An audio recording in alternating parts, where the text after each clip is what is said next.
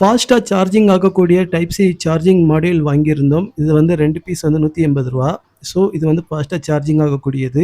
இதில் வந்து பி ப்ளஸ்ன்னு போட்டிருக்காங்க. அதில் பி ப்ளஸ்ஸுங்கிறதுல வந்து ரெட் கலர் வேற வச்சு சால்ட்ரிங் பண்ணிக்கிட்டேன். கூடவே பி மைனஸ்ன்னு இருக்குது. அதில் வந்து பிளாக் கலர் வேற வச்சு அதுலேயும் நான் வந்து ஃபுல்லாகவே சால்ட்ரிங் பண்ணி முடிச்சிட்டேன். என்கிட்ட 45 வாட்ஸ்க்கான ஃபாஸ்ட் சார்ஜிங் அடாப்டர் இருக்குது. அதை வந்து மாடியூலில் வந்து கனெக்ட் ஆயிருச்சு.